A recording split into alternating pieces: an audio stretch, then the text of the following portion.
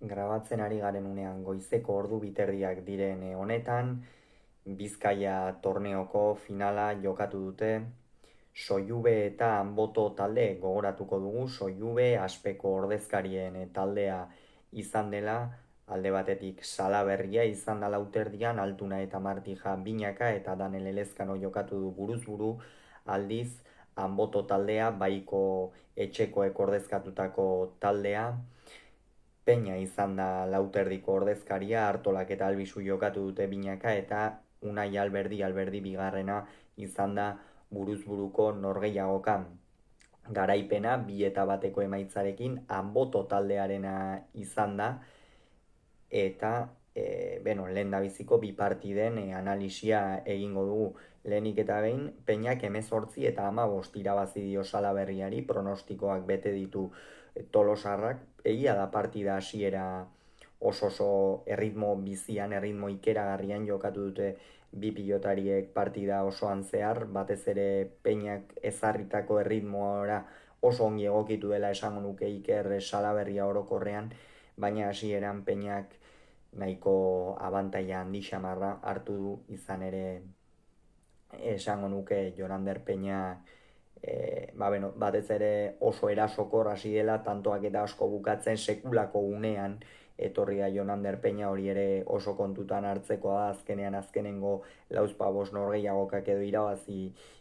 egin ditu, horien tartean gainera Gasteizko torneoa irabazi du Jonander Peñak, eta beraz oso une honean iritsi da gaurko norgehiagoka honetara, eta favorito argia zen eta hasieratik erakutsi du hori.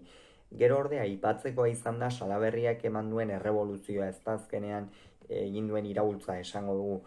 Azkenean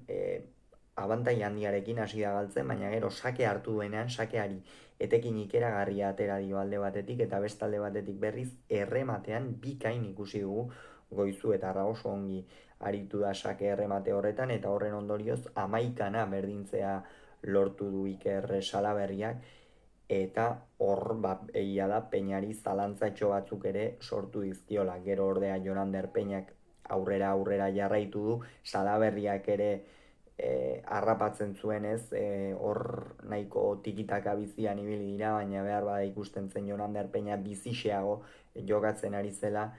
eta horrik Salaberriak ere akas batzuk egin ditu, eta horren ondorioz lehen norgehiagoka 18 eta 15 emaitzarekin amaitu da, eta esan behar da norgehiagoka honen hasieran ere Iker Salaberriak akas batzuk egin dituela, baina azkenean hori normala zen, izan ere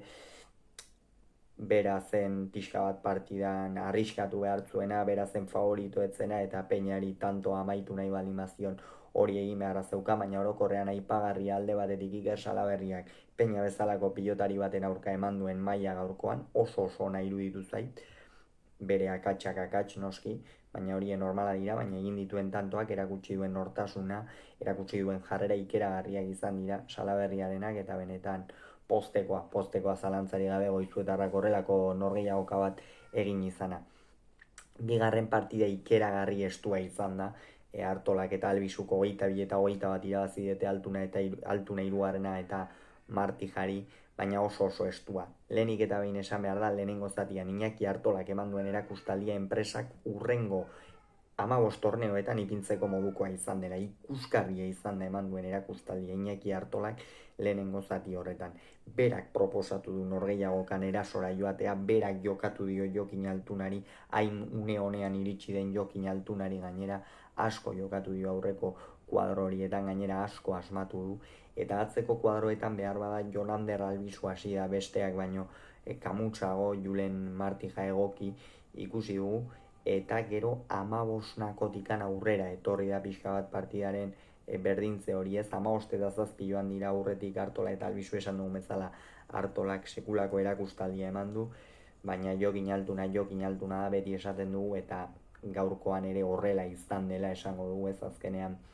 15 eta 7 horretatik gero Jokin Altunak bere izarsen hori atera du, ez, eta pixkanaka partida ekarri dute Martijak eta biek.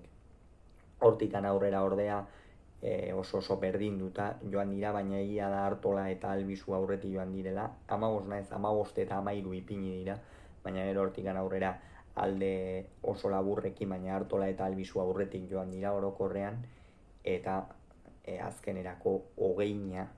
ipini dira, eta 21 eta 20ko altunak eta Martijak egin dute, eta azkenerako 22 eta 21 irabazi dute Artolak eta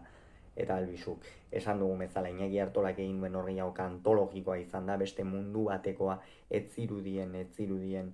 hainbeste denbora zeramanin goi mailako